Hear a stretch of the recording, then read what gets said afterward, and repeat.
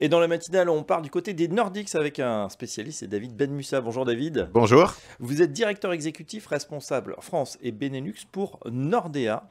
Comme on va le voir, Nordea qui a un ADN vraiment fondé sur ce qu'on appelle l'ESG. Pouvez-vous nous présenter Nordea pour commencer? Parfait, merci déjà de m'inviter. Donc écoutez, moi j'ai rejoint Nordea il y a quelques mois. Nordea, c'est la plus grande banque scandinave. Et donc ça a un historique depuis 1800, qui est en fait la réunion Nordea, c'est Nordic ID, et qui est devenu donc Nordea en 2000. Et c'est la réunion de 4 banques, une danoise, une finlandaise, Oui. une suédoise, une norvégienne.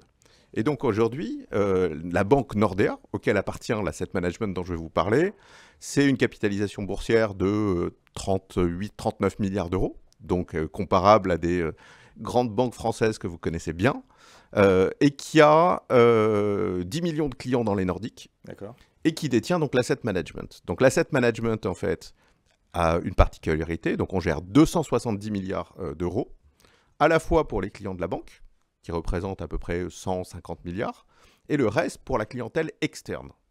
D'accord. On a l'habitude de dire justement que les pays nordiques, ils sont de tout temps plutôt engagés en faveur du climat. Ils ont cette fibre ESG. Comment ça se traduit dans le groupe? Alors c'est pas plutôt, c'est vraiment leur mode de vie, c'est vraiment culturel. Quand vous allez visiter, moi j'étais à Copenhague où il y a donc un gros centre de gestion, j'ai découvert pour la première fois ça il y a quelques mois, c'est vraiment leur mode de vie. Et donc c'est vrai que le ESG pour les Nordiques et en particulier chez Nordea, c'est dans l'ADN de la société. Donc tout ce qui est sustainable, tout ce qui est climat, et on en parlera peut-être un petit peu après, hein, c'est vraiment quelque chose qui est naturel pour eux. D'accord. Justement, on va se focaliser sur les fonds. Comment ça s'est passé pour cette année 2024? Alors, on a parlé d'ESG. C'est vrai que l'ESG, c'est un peu compliqué, entre guillemets, cette année en termes de performance, mais c'est toujours pareil. Quand on regarde en relatif par rapport à des actions internationales, quand vous enlevez les Mag 7, ça représente à peu près 10% de la performance de l'indice mondial. Oui. Mais quand vous regardez en absolu, est-ce que vous seriez content de faire 16% cette année avec des actions internationales climat? Probablement oui. Plutôt, c'est quel fonds avec lequel on peut faire cette performance? Alors en fait, c'est donc le Nordea One qui s'appelle Global Climate and Environment, qui est un des plus vieux fonds sur le climat. Il est article 9. Il a été lancé en 2008 et ce sont toujours les deux mêmes gérants qui sont aux manettes depuis cette période-là. C'est aussi un des plus gros fonds puisqu'on est à 8 milliards et demi d'encours. En effet, on fait aussi du crédit.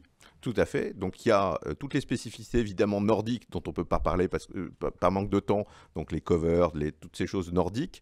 Mais surtout, on a une expertise sur le euro high yield avec un filtre ESG et qui effectivement cette année a des performances incroyables et qui pour l'année 2025 fait vraiment du sens d'avoir dans son allocation.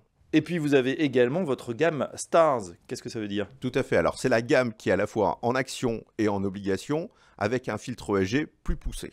Donc ce sont des fonds qui sont article 8, mais qui dans les prochaines lois avec l'ESMA auront le nom Sustainable dans leur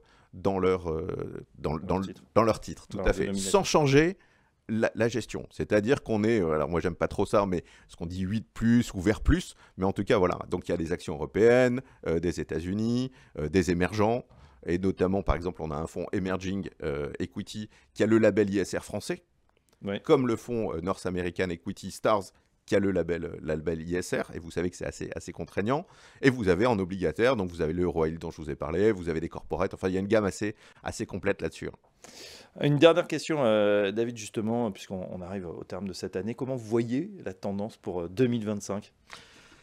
Alors, je pense que l'ESG, qui a été un petit peu chahuté, on va dire, Oui. sur l'année 2024, va continuer. Je suis assez confiant.